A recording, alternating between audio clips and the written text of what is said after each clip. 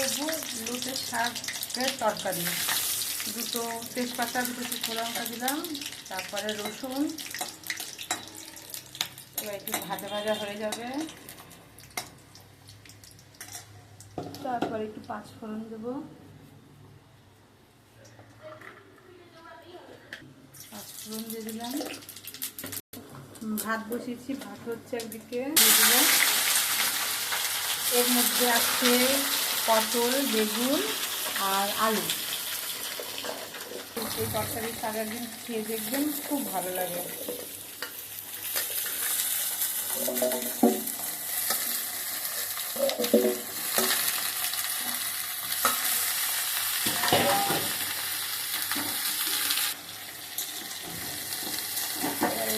নাড়াচাড়া করছি, একটু ভাজা ভাজা হয়ে গেলে চালগুলো দিয়ে দেবো।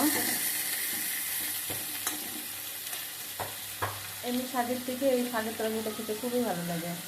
আজকে মাংস করবো। এই যে এটা হলো লোটের শাক। আমরা জানি না তোমরা কী শাক বলো, কিন্তু আমরা দেখতে লোটের শাকই বলি। এই ধুয়ে নিচ্ছি ভালো করে, ধোয়া হয়ে গেছে, তাও একটু ভালো করে ধুয়ে নিচ্ছি। শাকে কিচকিচ করলে ভালো লাগে না খেতে। কাকিমা ধুয়ে দিয়েছে, তাও আমি একবার ধুয়ে নিলাম।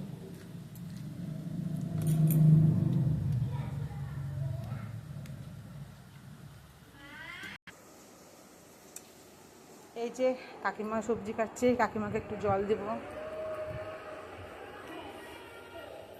দেখ মাংস এটা ইয়ে করো। হ্যাঁ ঠিক আছে, এটা দিয়ে দিচ্ছি, দিয়ে দাও। কতটা মাংস আছে? 1 কিলো। পেঁয়াজ কম করে দেবো।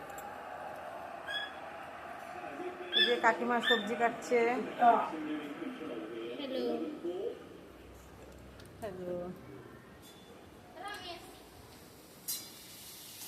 এই যে আমাদের জয়দেব বাবু, বললাম একটু নাড়ো তরকারিটা, দেখি একটু। এবার থেকে ভাবছি তুমি রান্না করবে, গরমের মধ্যে আমার রান্না করতে ভালো লাগে না। দেখছো বন্ধুরা, একটু নাড়াচাড়াই করছে, কিন্তু রান্না কিছুই পারে না।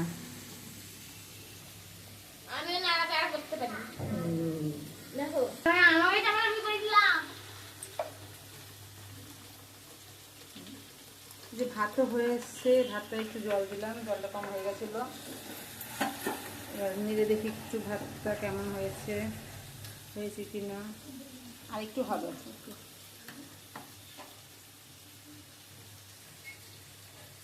আর একটু হবে ভাতটা। এই যে এবার একটু ভাজা ভাজা করছি, নাড়াচাড়া করেছি।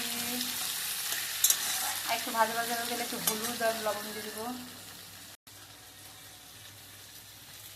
শাক হয়ে গেলে তারপরে মাছ করব। শাক হয়ে গেলে মাছ করব, তারপরে মাংস করব। এই যে মাছ, এটা হলো কাতলা মাছ। পরশু দিনকে নেওয়া হয়েছিল, একদিনে এত মাছ খাওয়া হয় না, ওই জন্য আজকের জন্য রেখে দিয়েছিলাম। আজকে চাষে হয়ে যাবে। আর এই যে মাংস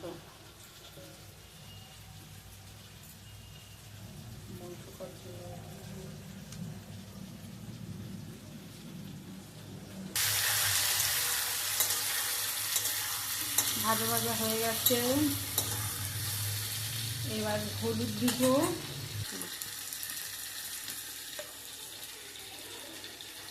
এবার হলুদ দিয়ে দেবো একটু।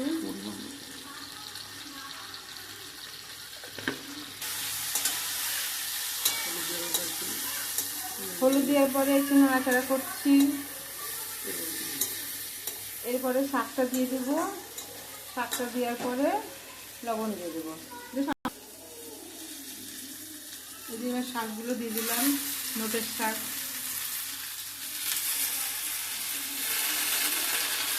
তোমরা কে কে এইভাবে রান্না করে খাও শাক, একটু কমেন্টে জানিও। বা না খেলে একদিন ট্রাই করে দেখতে পারো, খেয়ে দেখতে পারো, আশা করি খুব ভালো লাগবে। এটা একটা শাকের সবজি হয়ে গেছে।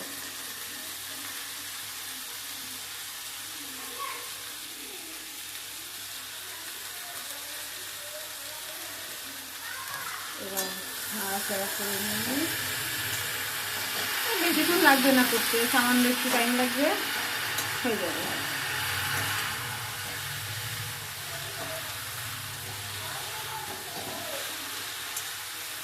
এই যে এবার শাকটা মজুক, আমি একটু লবণ দিয়ে দেবো।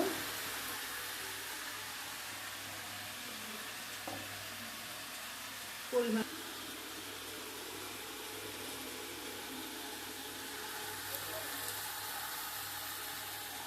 সামান্য পরিমাণ মতো লবণ দিয়ে দেবো।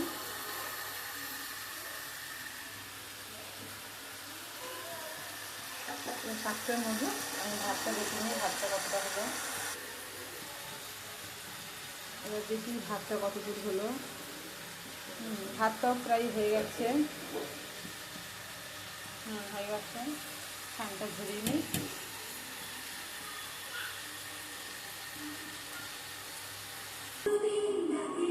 এই যে কাকিমা আমাদের তরকারি কাটছে, সবজি পেঁয়াজ কাটছে মাংসের জন্য। আর এখানে আছে মাছ আর না মুরগির মাংস, না খাসির মাংস। মুরগি। লোকে কেন মুরগির মাংস খাসির মাংস খাচ্ছে না? আর এই যে এখানে আদা পেঁয়াজ, আর এখানে মাছের আলু আর মাংসের আলু আছে। আর কাকু আজকে পটলগুলো নিয়ে এসছে, তাই ফ্রিজে ঢুকিয়ে রাখতে হবে।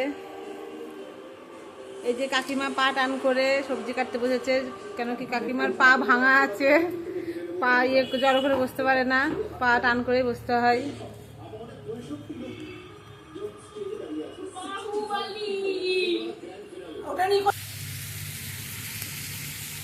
তরকারিটা প্রায় হয়ে এসছে,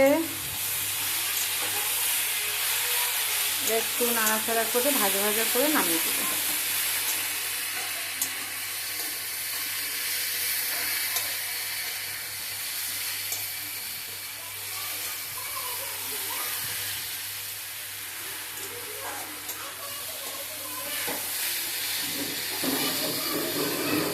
দেখি আলু টালুগুলো সেদ্ধ হয়েছে নাকি। হ্যাঁ, সেদ্ধ হয়ে গেছে,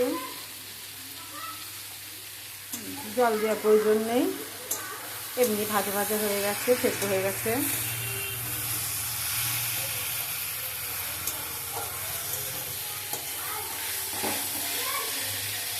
আর একটু হলে হয়ে যাবে।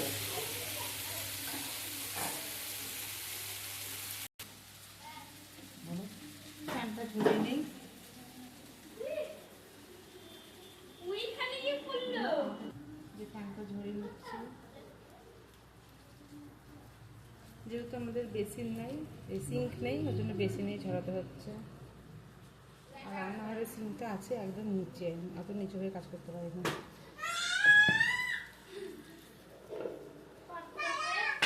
এই যে ভাতটা ফ্যান ঝরানো হয়ে গেছে, ভাত হয়ে গেছে। এবার শাকটা নামিয়ে নিয়ে, শাকটাও প্রায় হয়ে গেছে, এবার একটু দেখি। হ্যাঁ, হয়ে গেছে। এবার শাকটাও নামিয়ে নেব। হয়ে গেছে, শাকটা হয়ে গেছে, এবার নামিয়ে নিলাম।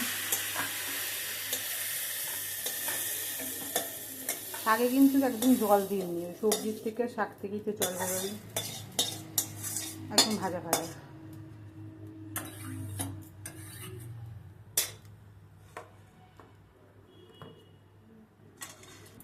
এই যে আদাটা ধুয়ে নিলাম, আদাটা মিক্সারে মিক্স করবো।